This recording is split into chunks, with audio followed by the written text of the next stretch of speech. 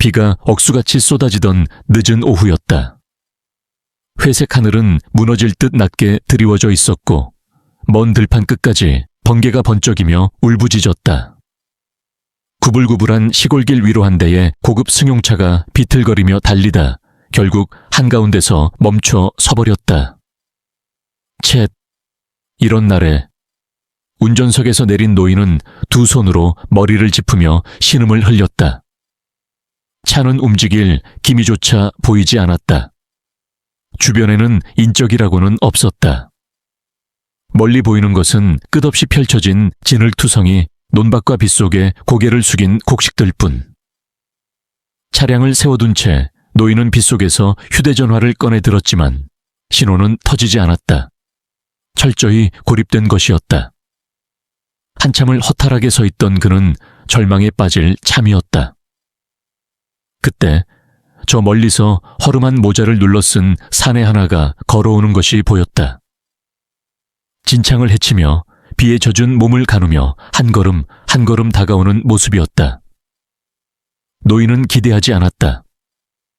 이런 날, 이런 곳에서 낯선 일을 돕겠다는 사람이 있을 리 없다고 생각했다.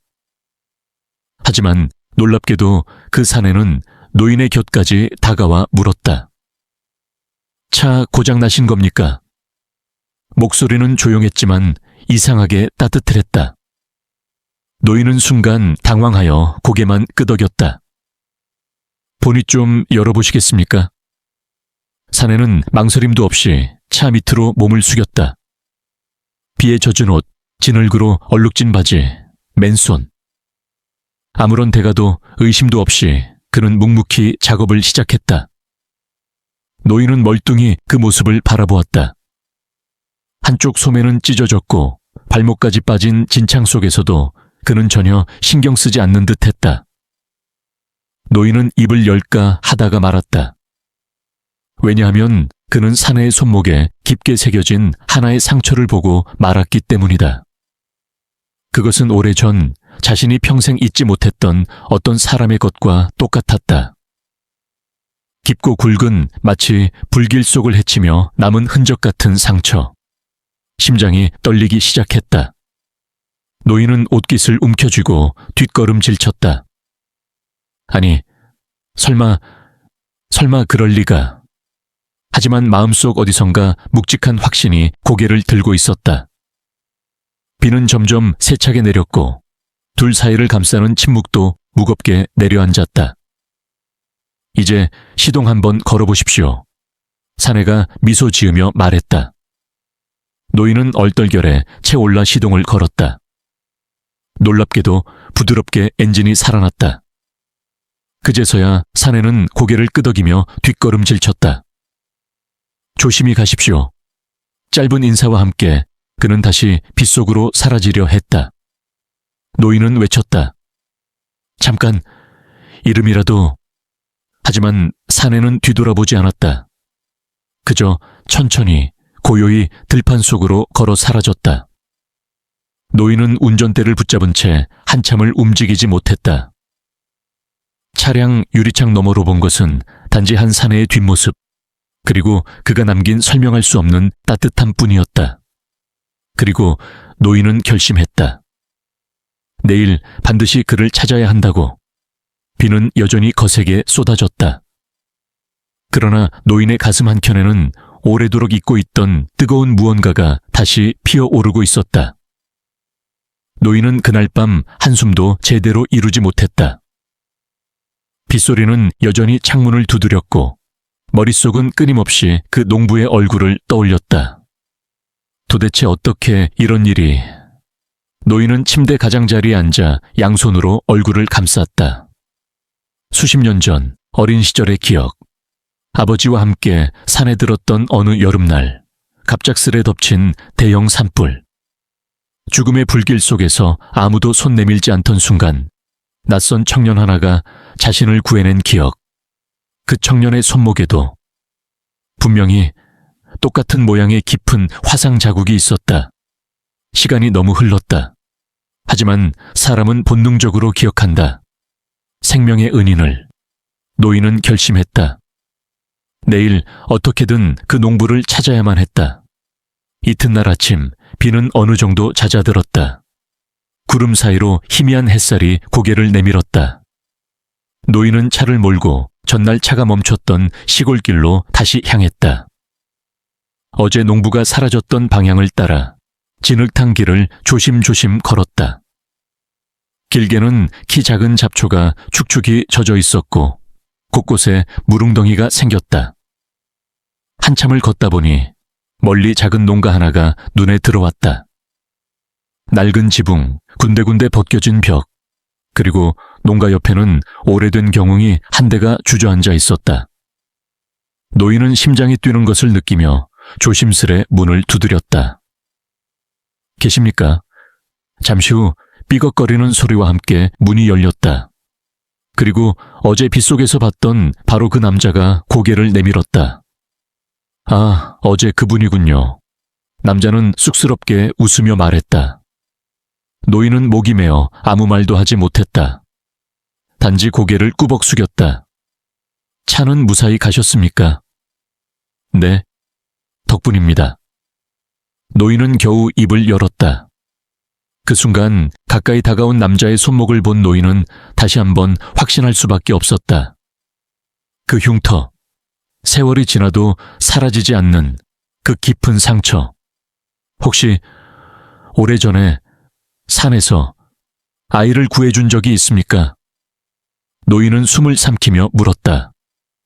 남자는 놀란 눈으로 노인을 바라보았다. 그러다 조용히 고개를 끄덕였다. 기억합니다. 아주 오래전 일이죠.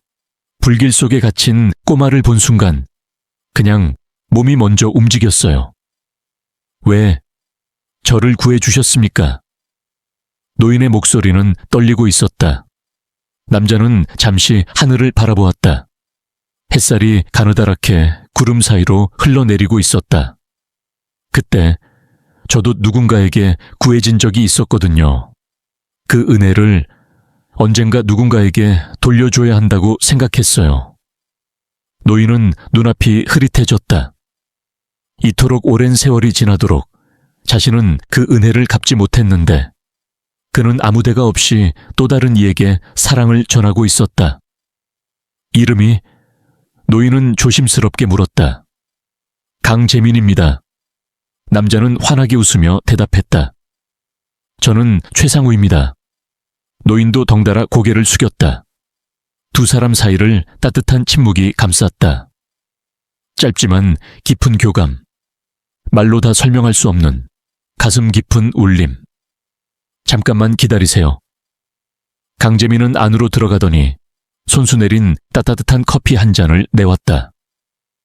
두 사람은 낡은 농가 앞 나무 의자에 나란히 앉았다. 커피잔 사이로 피어오르는 연기, 들판 너머로 불어오는 싱그러운 바람. 노인은 결심했다. 이 은혜를 다시는 외면하지 않겠다고. 강재민은 모른다. 그가 작은 손길 하나로 한 사람의 인생을 얼마나 깊이 울렸는지를. 하지만 노인은 알고 있었다. 그리고 그는 내일 그에게 잊지 못할 감사의 대답을 준비하기로 마음먹었다. 밤이 깊어갈수록 최상우의 마음은 더욱 무거워졌다. 농가에서 돌아온 뒤 그는 창가에 앉아 가만히 빗방울이 떨어지는 소리를 들었다. 강재민, 그 이름을 속으로 수없이 불렀다. 그의 얼굴, 그의 손목의 상처, 그리고 어제 보여준 따뜻한 미소까지 모든 것이 선명하게 떠올랐다. 상우는 서랍을 뒤져 낡은 사진 한 장을 꺼냈다. 오래전 산불 사고 직후 병원 침대에서 찍은 사진이었다. 사진 속 소녀는 머리에 붕대를 감고 있었고 옆에 서 있는 청년은 손목에 붕대를 감은 채 환하게 웃고 있었다. 바로 그 청년, 강재민이었다. 잊지 않고 있었구나. 결국 우리는 다시 만났구나. 상우는 사진을 가슴에 꼭 끌어안았다. 세상이 아무리 변해도, 시간이 아무리 흘러도 진심은 결국 다시 이어진다는 걸 그는 새삼 깨달았다. 다음 날 아침 상우는 일찍 일어났다. 오늘은 강재민에게 진심을 전하는 날이었다. 그는 차를 몰고 시내로 향했다. 평소 같으면 관심조차 두지 않았을 작고 허름한 상점들을 둘러봤다. 농기구 상점, 씨앗가게, 그리고 오래된 건축 자재 가게. 그가 하고 싶은 건 거창한 선물이 아니었다. 강재민이 가장 필요로 하는 것, 그의 삶을 조금이라도 덜 힘들게 해줄 수 있는 것, 이걸로 부탁드립니다. 상우는 건장한 트럭 운전수에게 말했다. 그렇게 준비한 물건들은 트럭에 가득 실렸다. 튼튼한 농기구, 질 좋은 비료, 새 경웅이 한 대, 그리고 집 수리를 위한 목재와 자재들. 출발하겠습니다. 운전수가 외쳤다. 상우는 천천히 미소 지으며 트럭을 따라 나섰다. 한편 강재민은 평소처럼 새벽부터 논으로 나갔다. 오늘도 비에 젖은 밭을 정리해야 했다.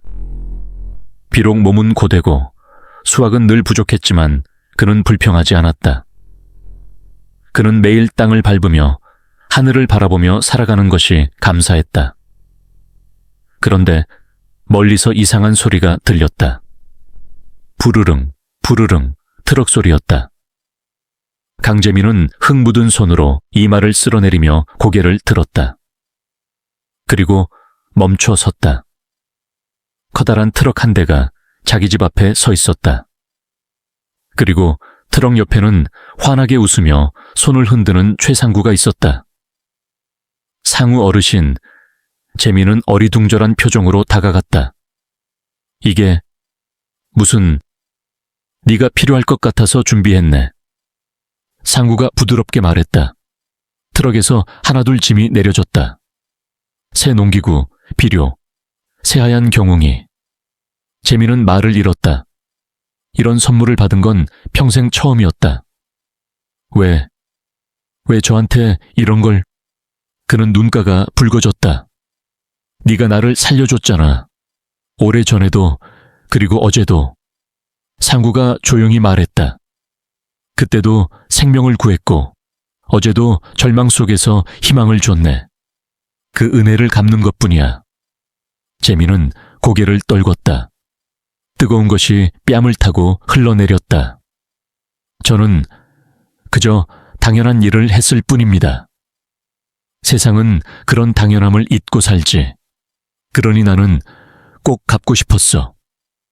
상우는 따뜻한 눈으로 재민을 바라보았다. 그날 마을 사람들은 모두 놀랐다. 강재민의 농가에 쏟아진 축복 같은 선물들, 그리고 그 모든 것 뒤에 숨은 사연을 들으며 모두 가슴이 뭉클해졌다. 세상엔 아직 이런 사람들이 있구나. 은혜를 은혜로 갚는 사람들. 마을 어르신들은 모여 앉아 조용히 술잔을 기울였다. 그리고 오래도록 이야기했다. 젊은 농부와 그의 마음을 알아본 노인에 대하여. 해질 무렵 상우와 재민은 나란히 앉아 들판을 바라보았다. 저녁 노을이 논바닥에 붉게 번지고 있었다. 앞으로도 계속 농사 지을 겁니까? 상우가 물었다. 네, 저는 이 들판을 사랑합니다. 재민이 단호하게 대답했다. 그럼 나도 자주 올게. 함께 일손을 도와야지.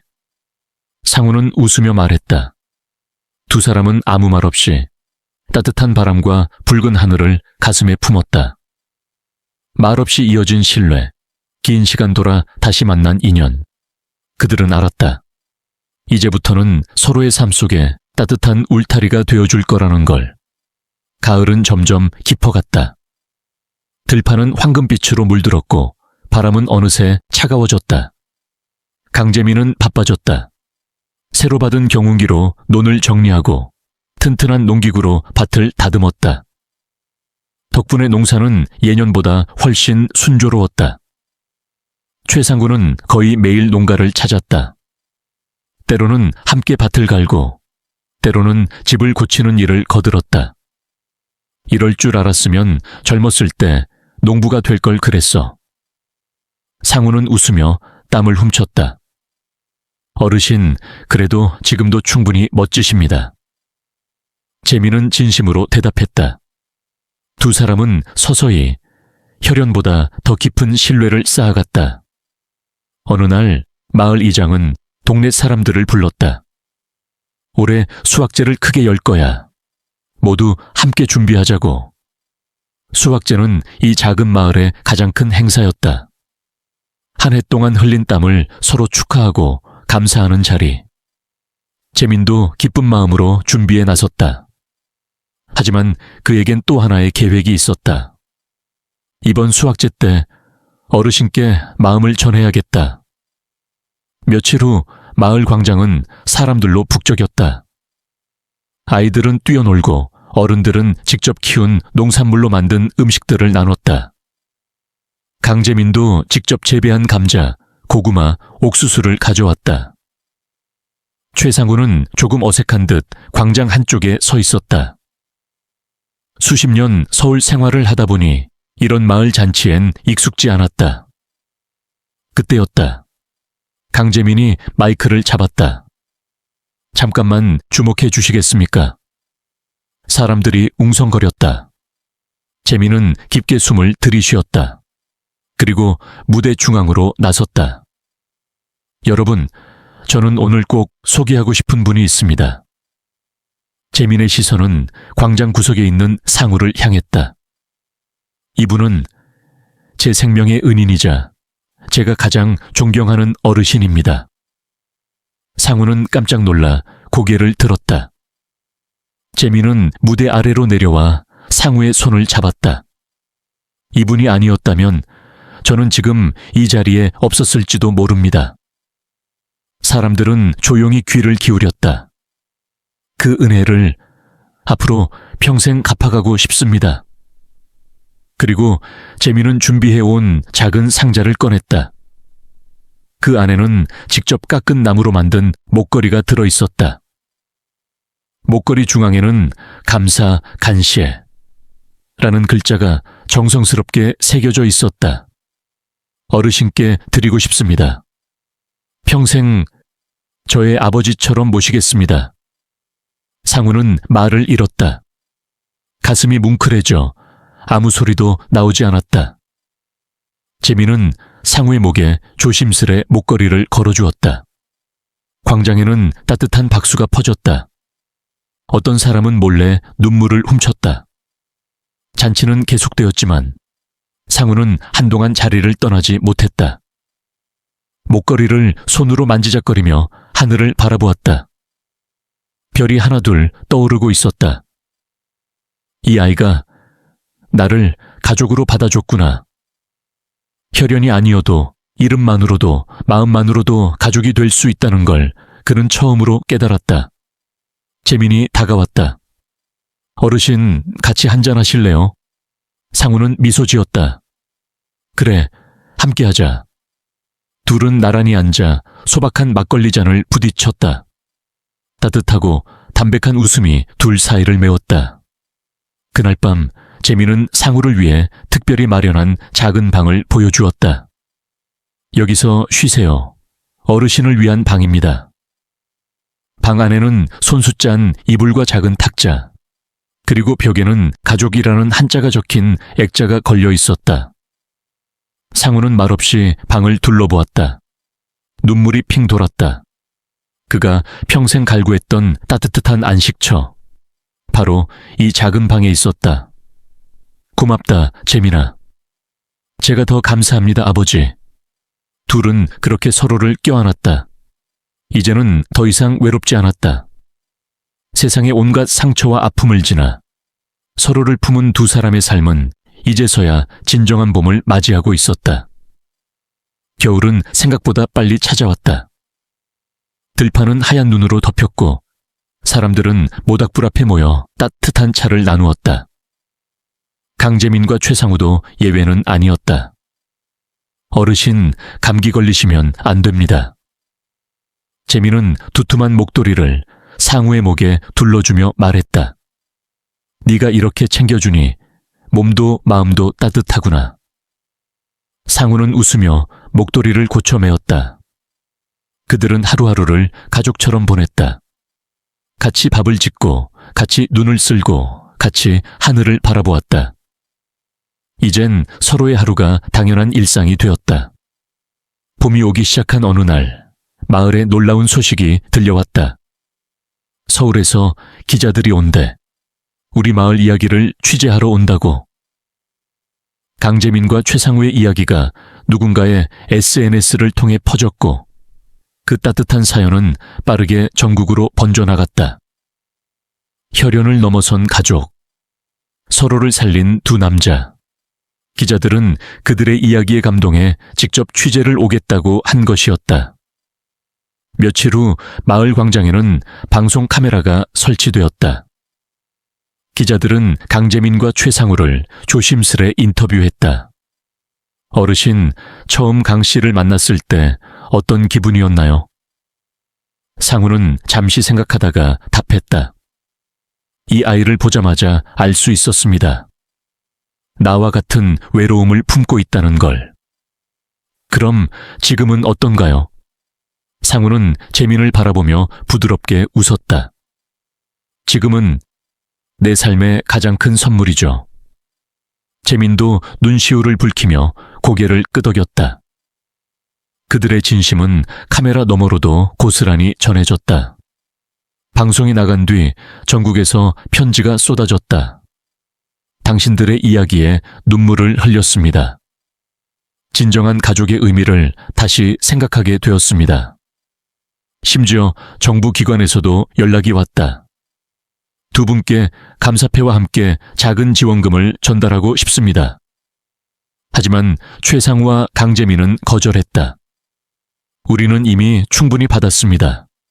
세상에서 가장 큰 선물을요. 그리고 어느 따뜻한 봄날, 마을 사람들은 두 사람을 위한 작은 잔치를 열었다. 광장 한가운데에는 커다란 현수막이 걸렸다. 가장 아름다운 가족에게. 사람들은 꽃다발과 손편지를 들고 축하해 주었다.